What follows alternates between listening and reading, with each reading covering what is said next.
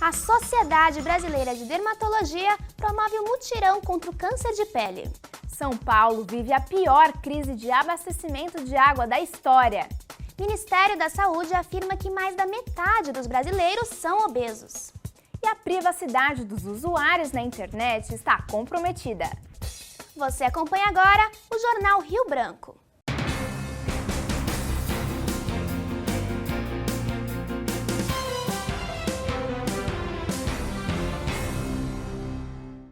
Boa noite! Você sabia que 29 de novembro será o Dia Nacional de Combate ao Câncer de Pele? Entre os 17 tipos da doença, o de pele é o mais incidente no Brasil. E para alertar a população, a Sociedade Brasileira de Dermatologia promoverá um mutirão em todo o Brasil. A ação contará com 130 postos de atendimento e 4.000 médicos voluntários, que realizarão os exames preventivos em pacientes com suspeita de câncer de pele.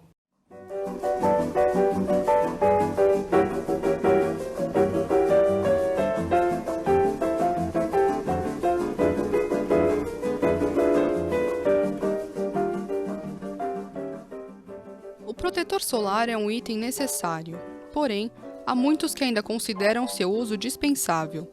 Mas você já parou para pensar por que seu uso é tão importante? Então, o protetor solar, ele, assim, diferentemente do que alguns pensam, que ele bloqueia a radiação ultravioleta, não. Ele filtra a radiação ultravioleta, então ele reduz a capacidade dessa radiação causar efeitos danosos, agudos, como uma queimadura solar, ou mais a longo prazo, como envelhecimento precoce, manchas e até o câncer de pele. Na verdade, você tem que usar protetor solar diariamente, porque a claridade tem radiação e isso a longo prazo, o dano é cumulativo, então leva, na pior das hipóteses, ao câncer de pele. O câncer de pele é o tipo de câncer mais comum e representa mais da metade dos diagnósticos de câncer. São mais de 1 milhão de novos casos por ano nos Estados Unidos e cerca de 120 mil novos casos no Brasil. Desse total, cerca de 5% são melanomas, os principais responsáveis por mortes por câncer de pele. O câncer de pele é uma mutação que ocorre nas células da pele e essa mutação faz com que a célula que foi danificada, ela se prolifere rapidamente, desordenadamente, então a manifestação é alguma alteração na pele. O câncer de pele é resultado do efeito acumulativo da radiação durante a vida. Esses raios são chamados de ultravioletas. Bom, a radiação solar ela é composta por diversos tipos de raio, né? E os raios ultravioleta, eles são um tipo de radiação que sai do Sol. É uma quantidade pequena em comparação a toda a radiação que vem do Sol, mas não é desprezível, porque ela causa danos à vida aqui na superfície, né? A camada de ozônio deixa passar apenas a parte benéfica dos raios ultravioletas e filtra a radiação ruim para impedir que ela atinja o planeta. Bom, se não tivesse camada de ozônio aqui na Terra, né, a vida como a gente conhece seria bem difícil, porque os raios ultravioletas, eles atacam a maior parte dos tecidos vivos, né, das plantas, dos animais. Então, muito provavelmente, a vida como a gente conhece aqui na Terra não existiria, né? O raio UVB se manifesta nas queimaduras e vermelhidão da pele. O UVA age acelerando o envelhecimento e seu efeito é acumulativo. Sim, é saudável tomar sol, mas o recomendável, né, é antes das 10 da manhã, depois das 4 da tarde. E a exposição da pele à radiação é um estímulo para a produção de vitamina D. A vitamina D ela faz com que seu organismo absorva cálcio. Então é importante para evitar doenças ósseas, doenças cardíacas. Algumas recomendações para se proteger do sol. Faça autoexame de pele regularmente e observe se há nova mancha, lesão, ferida, sinal ou pinta nova. Evite a exposição excessiva ao sol, principalmente entre 10 e 15 horas. Use filtro solar com proteção adequada ao seu tipo de pele. Não exagere na exposição dentro das câmaras de bronzeamento artificial. Elas também emitem raios ultravioleta. Vá a um médico dermatologista com regularidade.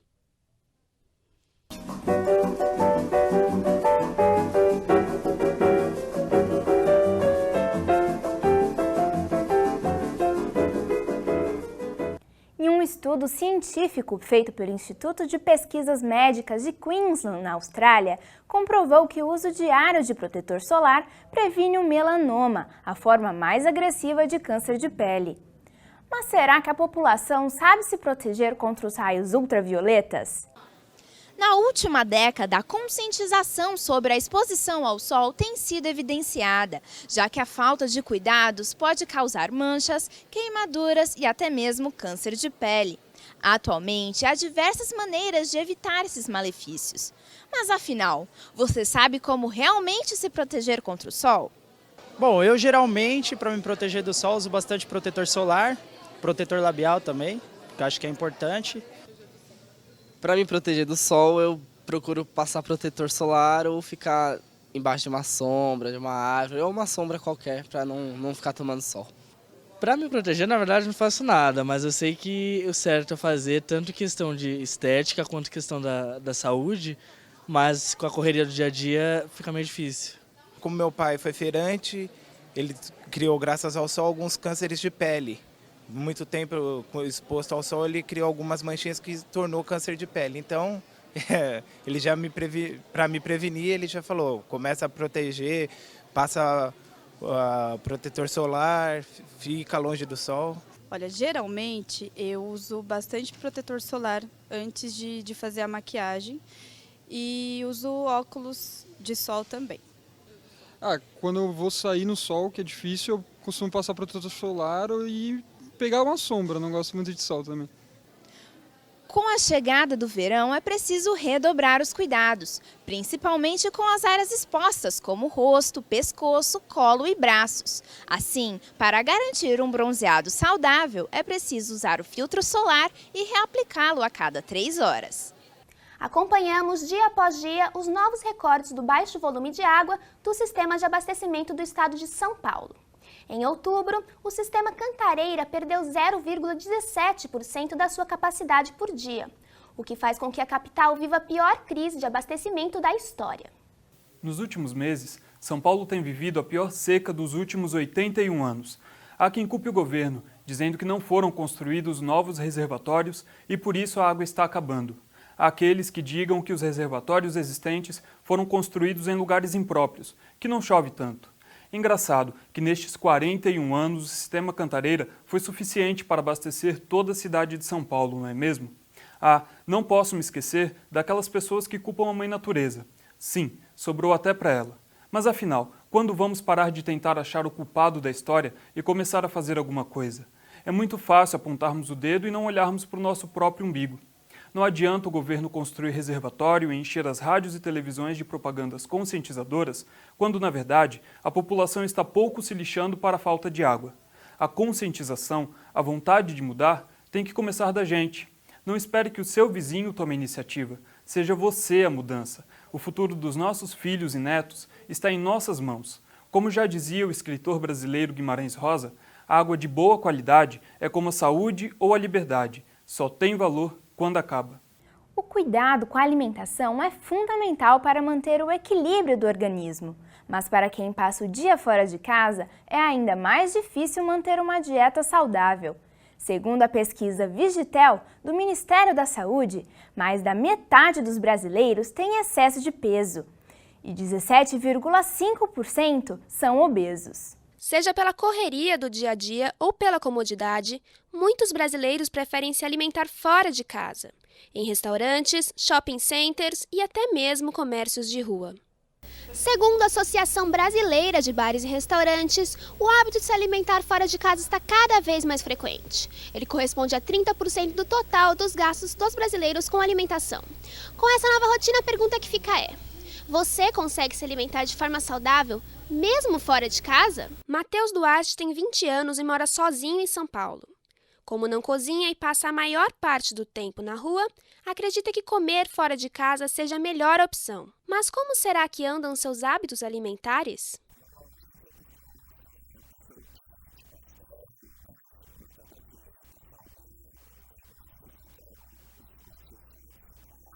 Matheus reconhece que tem hábitos ruins.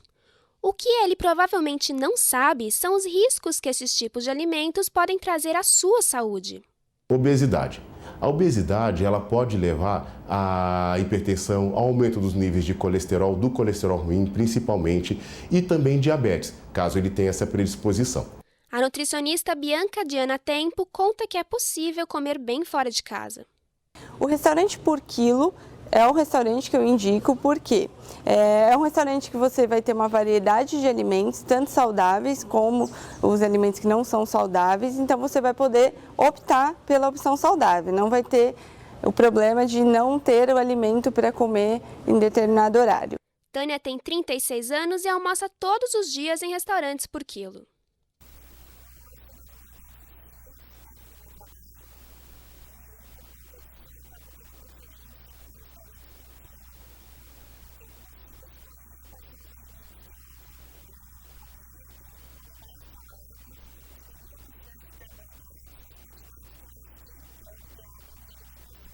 Segundo a especialista em nutrição, Tânia está no caminho certo. Então a gente tem uma variedade no que diz respeito a legumes e verduras, então dá para variar bastante, mantendo uma dieta rica em vitaminas e minerais e com bastante fibra. É sempre muito importante ter esses alimentos no seu prato. Para quem é como Matheus e não se atenta a uma alimentação saudável, Dr. Carlos Augusto dá uma dica.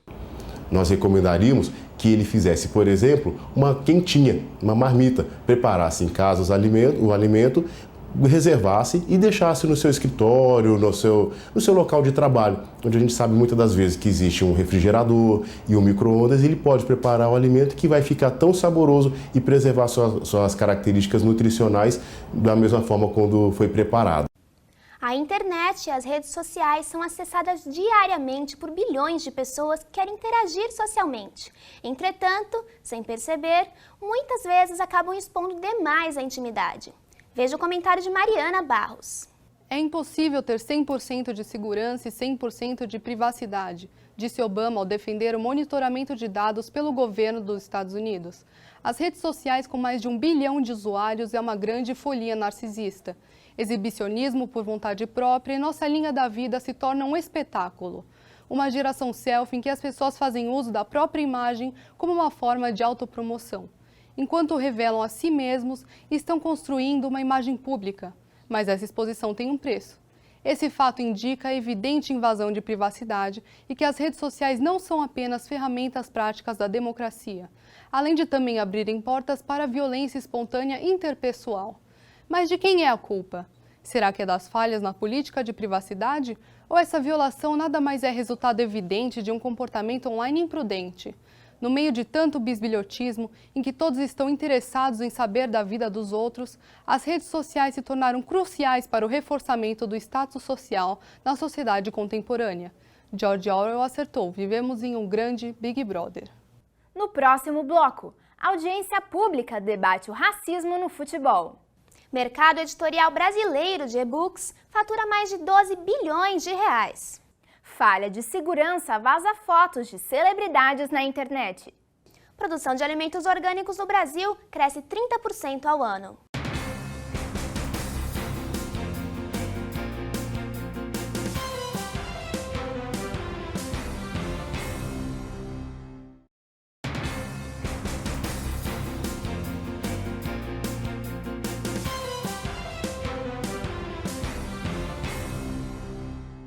Estamos de volta. E a Comissão de Direitos Humanos do Senado realizou em 17 de novembro uma audiência pública para debater o racismo sofrido por jogadores negros nos campos de futebol, tema colocado em pauta após os últimos casos deste ano. A Secretaria de Políticas de Promoção da Igualdade Racial propôs aos clubes que colocassem frases contra o racismo em seus uniformes. A ideia é que a ação aconteça ainda em novembro, mês da consciência negra. Casos de racismo e ofensas de outras naturezas têm sido frequentes no mundo dos famosos, principalmente no esporte. O jogador de futebol Daniel Alves e o goleiro Aranha recentemente foram protagonistas dessas situações embaraçosas. Há quem diga que, ao se manifestarem diante delas, acabaram acentuando um problema que não merecia tantos holofotes. Mas, afinal, o que deveriam fazer? Calarem-se diante da humilhação? Montesquieu, filósofo e político francês, afirmou que a liberdade é o direito de fazer tudo o que as leis consentem, e defender-se de uma situação ameaçadora é o direito de todo cidadão. Outro ponto que chega a ser cômico é uma população que tanto julgou uma torcedora por manifestações racistas aplaudir em pé humoristas sem papas na língua que utilizam o humor negro e o sarcasmo para mascarar os seus preconceitos. Todos que têm uma posição pública ou um microfone nas mãos devem ter a consciência de que estão representando e influenciando parte da população antes de fazer qualquer piada infame. De acordo com os dados da pesquisa Produção e Venda do setor editorial, feita pelo Instituto de Pesquisas Econômicas, o faturamento do mercado editorial brasileiro com e-books saltou de 3,8 milhões em 2012 para 12,7 milhões em 2013. Os livros digitais trazem como benefício baixo custo e acessibilidade. Segundo a terceira edição da pesquisa Retratos da Leitura no Brasil, o país já tem 9,5 milhões de leitores de e-books. As editoras brasileiras se preparam para as novas tendências, os livros digitais. Com a chegada de grandes livrarias digitais como a iBook Store da Apple, a Amazon e o Google Play, a leitura e a tecnologia se alinharam na praticidade e simplicidade através dos tablets e e-readers. Bom, nesses últimos anos, os livros digitais começaram a crescer bastante, né? Começaram a surgir mais opções, né? No caso de aparelhos, eu posso sugerir nomes de marcas? Veio o Kobo, veio o Kindle, veio um da Saraiva recentemente também, né? Aí, no caso, nesses últimos anos, realmente começou a crescer bastante, né? Antigamente já tinha alguns, mas não era tão conhecido. Acho que por conta desse boom aí da tecnologia começaram a surgir mais opções, né? De acordo com a Câmara Brasileira do Livro, há cerca de 10 mil títulos em formato digital no Brasil. O número de leitores de e-books ainda é pequeno, estima-se de 1 a 3% da população brasileira, mas o mercado de modelos é crescente, tanto os tablets como os e-readers. Mas qual é o melhor aplicativo para a leitura? Bom, a principal diferença é que, no caso, os e-readers, eles são especificamente feitos para você fazer leituras de livros digitais, né? E o tablet ele te dá funções a mais. Você consegue instalar aplicativos, navegar na internet, ver vídeos, enfim, ele é mais voltado para um público que quer algo a mais, não quer especificamente só leitura, né? Mas, no caso, o e-reader veio para esse público que gosta bastante de ler, né? E que é um pouquinho mais antenado também à tecnologia.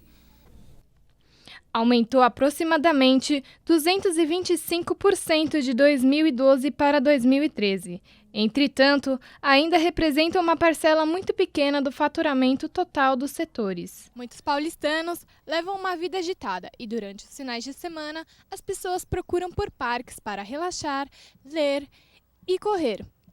É o caso do nosso amigo Dayton, que prefere ler livros físicos. Eu sempre tive gosto por livros físicos, né? Porque os livros físicos eu consigo compreendê-los, consigo entender e meditar, né? Ao mesmo tempo. Já os digitais, eles me deixam cansado e eu não obtenho o máximo de conteúdo possível para me dar entendimento do que eu preciso. Se você gosta da tecnologia e de ler livros, esta é uma boa opção de leitura. E agora que você sabe qual é a diferença entre os tablets e os e-readers, você pode escolher o melhor formato e aproveitar.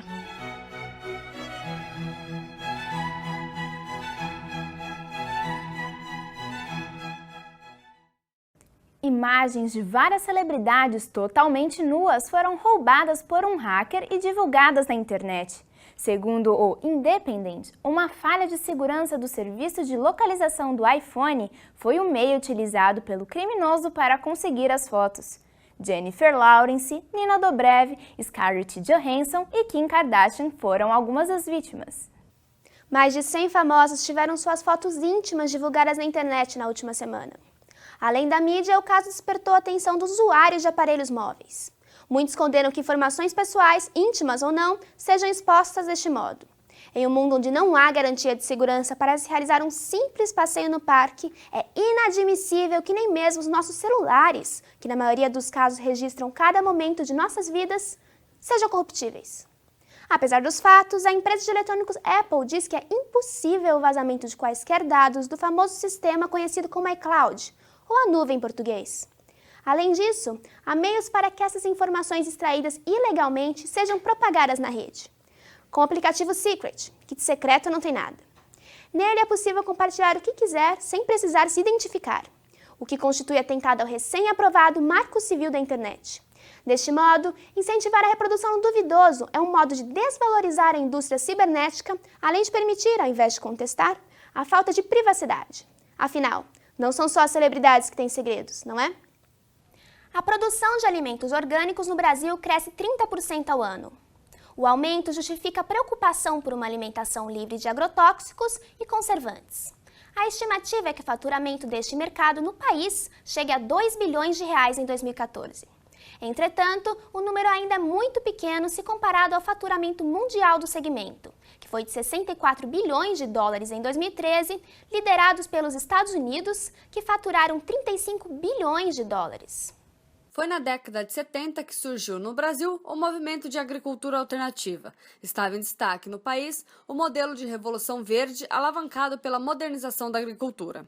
A primeira ONG brasileira a criar normas de produção orgânica centradas na realidade local está aqui, no Parque da Água Branca. É neste lugar que as pessoas encontram o que dificilmente se acha em mercados. Em 89 surgiu em Cotia a Associação de Agricultura Orgânica, com adesão de produtores, agrônomos, técnicos e consumidores. Eu acho que são que os agrotóxicos, eles fazem, às vezes em alguns produtos fazem mais malefícios do que benefícios. Acho que é mais o sabor mesmo e saber que não tem nada de produto tóxico, o que ajuda pequenos agricultores também. Eu tive uma gestação muito boa, assim, eu mudei muito meu hábito alimentar e a feirinha ajudou bastante, assim, porque tirando essa feirinha aqui em São Paulo é difícil você encontrar. São verduras, legumes, frutas, além de arroz, sucos, grãos e muitos outros alimentos que fazem parte de uma lista bem variada.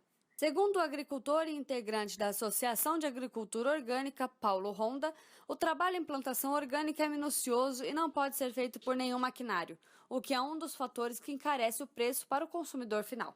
Muitos clientes reclamam de preços altos dos mercados.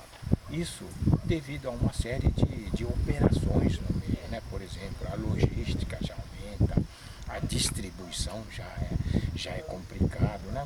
Mesmo muitas pessoas defendendo a alimentação inteiramente orgânica, encontram-se dificuldades em achar tais produtos em mercados, principalmente por um preço acessível. Prefiro o orgânico, mas eu acho muito mais caro, mais reduzidos, né? Os pontos de venda são mais reduzidos. Os benefícios para quem mantém uma dieta 100% orgânica ainda são estudados. Há pesquisas que divergem opiniões sobre esse tipo de alimentação, pois alguns estudiosos afirmam que o produto é mais vulnerável ao transporte e a intempéries. Porém, a nutricionista Janaína Lira afirma que não há estudos que apontam contraindicações para os alimentos orgânicos. A gente vê mais fatores a favor, né, da introdução dos alimentos orgânicos do que o não uso, pela questão dos pesticidas, pela questão da criação dos animais, pela questão do cultivo mesmo, do plantio, por ser mais saudável, por ser menos químico.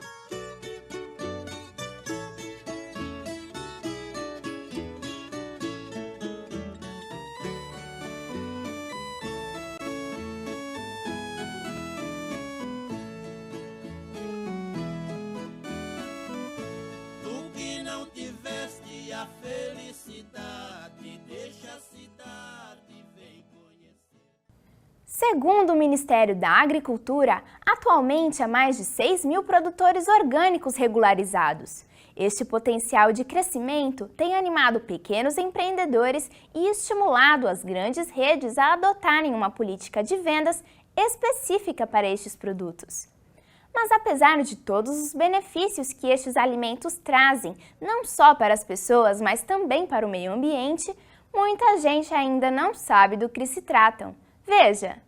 Antigamente, os produtos orgânicos eram produzidos em pequenas escalas. Hoje em dia, o cenário mudou. As pessoas estão em busca da qualidade de vida. Além disso, os produtos orgânicos são mais saborosos e saudáveis. E para você, qual é a diferença dos alimentos orgânicos e dos não orgânicos? Olha, eu não sei qual que é a diferença desses dois alimentos, mas eu entendo que o alimento orgânico ele faz bem para a saúde, até pelo nome parece que é assim, no sentido que não traz tantas coisas ruins para o organismo, né? Então acho que essa deve ser a diferença básica. Eu acredito que os alimentos orgânicos são mais saudáveis, livres de agrotóxicos. Acredito que seja essa a diferença dos orgânicos para os outros alimentos. Os alimentos orgânicos são aqueles tipo alface, tomate, por aí, e os não orgânicos seriam carne, né? Carne, tudo que é processado industrialmente, industrializado, salsicha, embutidos, é isso? A diferença entre alimentos orgânicos e não orgânicos é que os orgânicos eles não usam pesticidas e nenhum agrotóxico que afete o alimento. E os orgânicos são os alimentos que a gente compra no mercado normalmente, industrializados. Eu sei basicamente que em relação à saúde, os orgânicos são melhores e tal, porque eles não envolvem o uso de agrotóxicos, esse tipo de coisas. Mas eu não conheço nada muito específico. Essas foram as notícias do Jornal Rio Branco. Boa noite. Boa noite e até amanhã.